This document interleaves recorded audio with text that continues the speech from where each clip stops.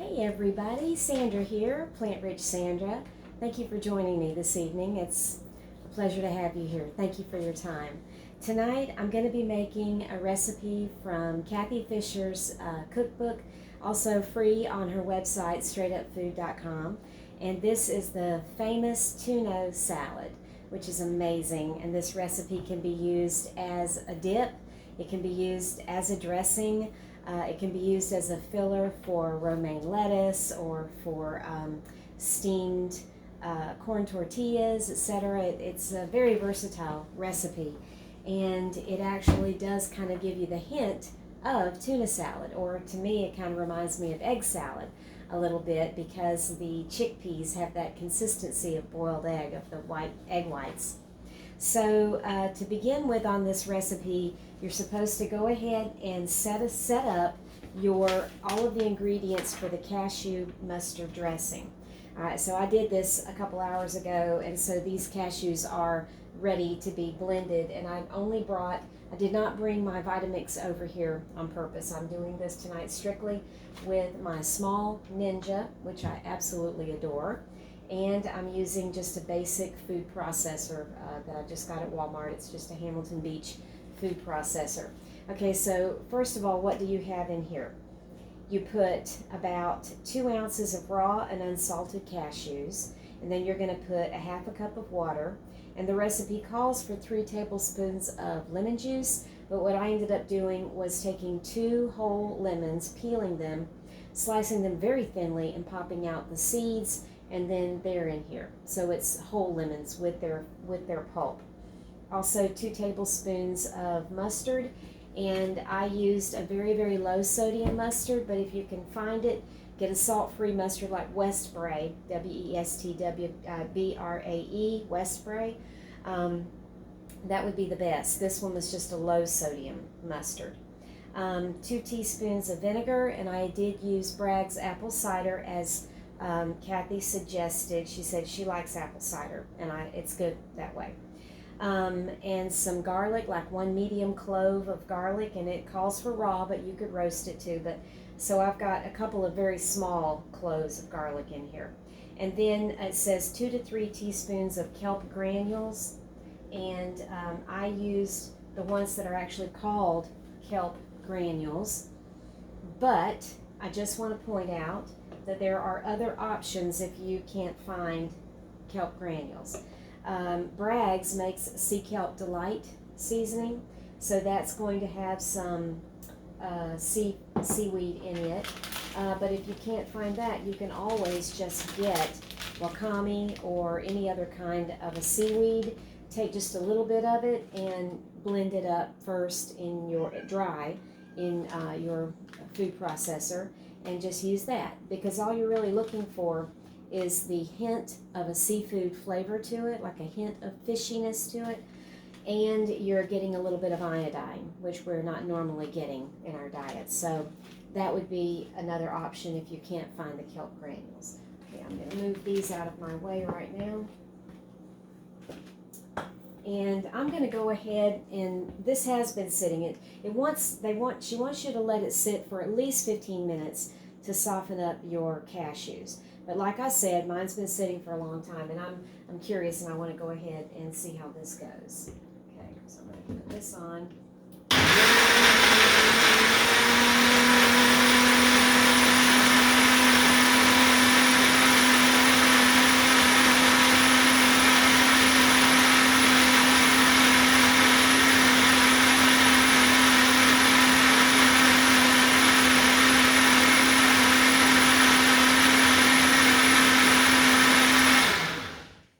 Okay, and I also would like to point out that this by itself would make an amazing dressing.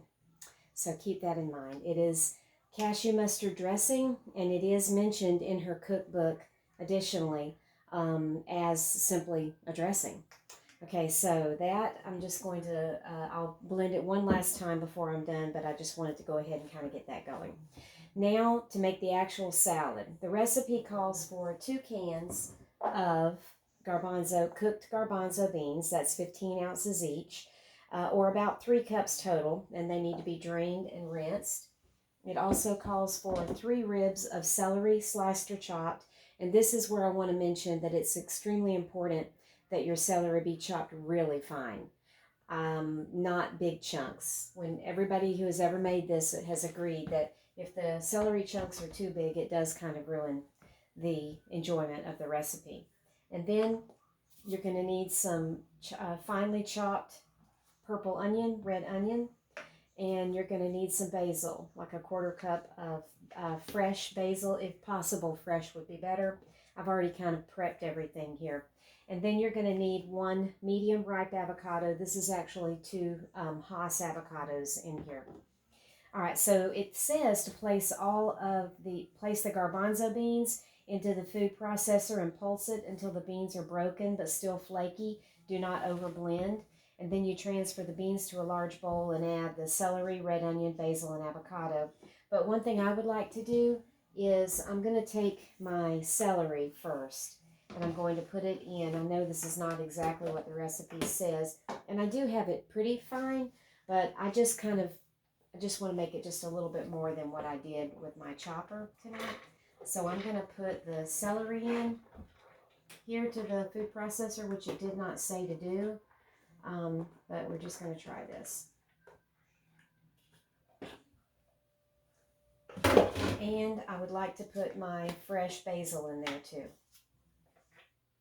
And let it have just a minute to just chop both of those items up just a little bit more than what I did earlier. Okay. Let me get my lid. Where did I put my lid earlier? Oops. Oh, I set it down. Just pause this for a second. Sorry, that was not very professional of me. All right, so I've got the celery and the basil in there, and I'm just going to pulse it just for a second here.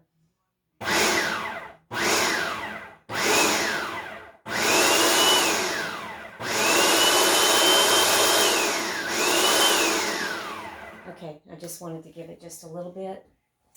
And I'm going to dump that into my beautiful antique, one of my mother's antique Pyrex bowls. Now, that is done with what I needed to do there. Here it is. Oh my goodness, basil smells so good, doesn't it? Fresh basil. It'll be okay to have a little bit of that left in there. It's not going to hurt anything.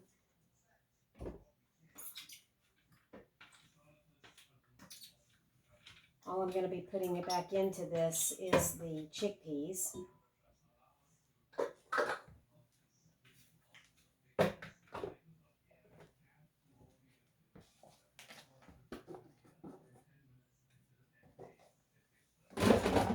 Okay, so that's about, like I said, about 3 cups of rinsed and drained chickpeas. Earlier, somebody had asked earlier what people do about taking those husks off. I guess I'm just one of those people that I don't take the husk off. I just eat the husk. Okay.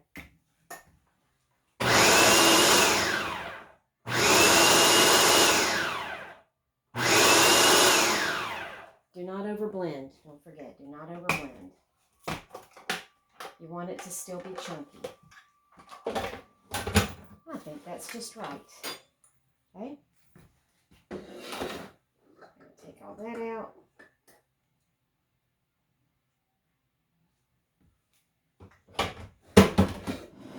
Okay, so now, like I said, it said to pulse them until they're flaky, transfer the beans to a large bowl, and add the celery, red onion, basil, and avocado, if you are using avocado. The avocado actually is optional.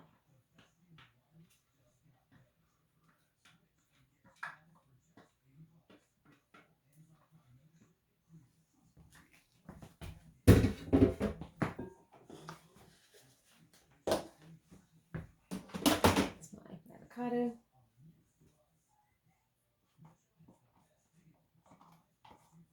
I just hand chopped the avocado up. The onion might be slightly more than what it called for. It's okay. Okay, so let's check now, make sure I have everything. I have the celery, the red onion, the basil, the avocado, and the garbanzo beans. All right, so I'm going to give that a good stir. Then I'm going to give the dressing one last little blend.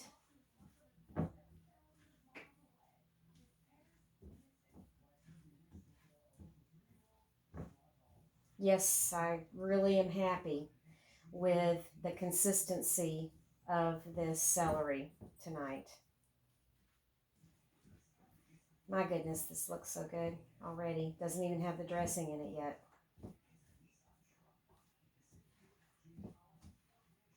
I do believe that the secret to this is the size of the celery and the size of the onions, and making sure you don't overblend on the chickpeas.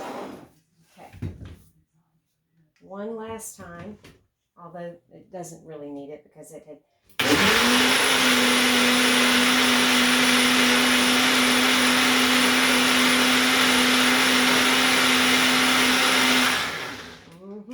Okay.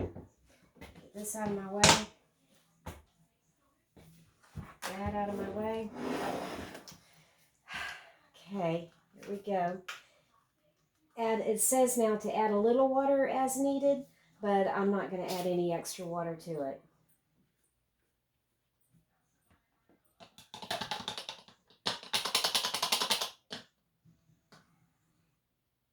Holy crap, that smells good. Okay, all right, here I go.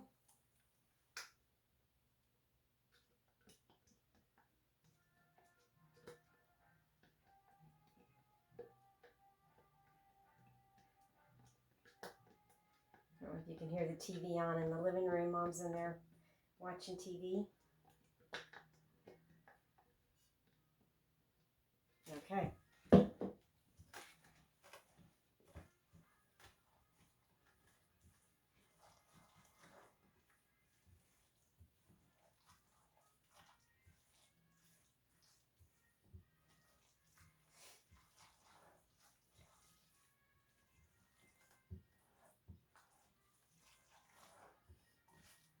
This obviously would be really good with raw veggies that are chopped, which is how I'm going to do this tomorrow in the next day or two, with raw veggies just chopped and kind of dipped in it.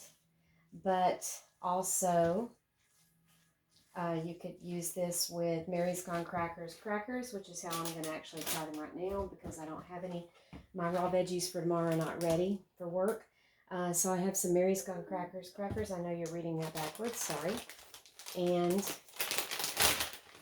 these are just the original, the plain ones.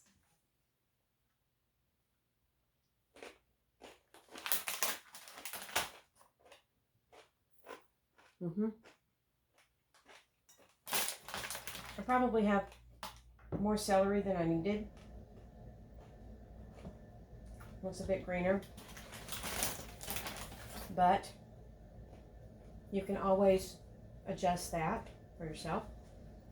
One thing I would like to recommend, anytime you fix a recipe, keep a cooking journal and write down what you did, exactly how you did it and how much you put in it. And then after you're done with the recipe, go back and make notes and make corrections to it to see, you know, if you maybe want to change it. Like next time I probably will cut down just a little bit on the celery to make it creamier than what I did. Okay, so that is my recipe for this episode. I hope that y'all will get the cookbook or go to the website, straightupfood.com. Cathy Fisher is a genius in the kitchen, and this is a very, very healthy recipe, and give it a shot. And everybody have a great evening, and also don't forget to give it a thumbs up. And if you haven't subscribed, please subscribe, maybe share it. This is a very, very useful recipe for parties, etc. And also hit the notification bell so that you'll be notified of when I come out with videos. And thanks again. And also, if you also would like to have my document here, I have, all you need to do is email me at sanka61@yahoo.com. Sanka, like the old decaf coffee. Sanka61, that's the year I was born, at yahoo.com. And I'll be very happy to email you all of the documents that I have come up with that kind of make life a little bit easier for whole food, plant-based folks, nutrient-dense, plant-rich folks, nutritarians, etc. Be happy to mail you these. This is my latest one, document number 5. And in addition to the straight up food recipe here, the tuna salad, I also have one of Dr. Furman's recipes in this document, his super simple hummus from his Eat to Live Quick and Easy cookbook, along with some recommendations of variations that you could do to it to change it up a little bit. So everybody have a great evening. Thanks again for joining me, and we'll see you next time. Bye.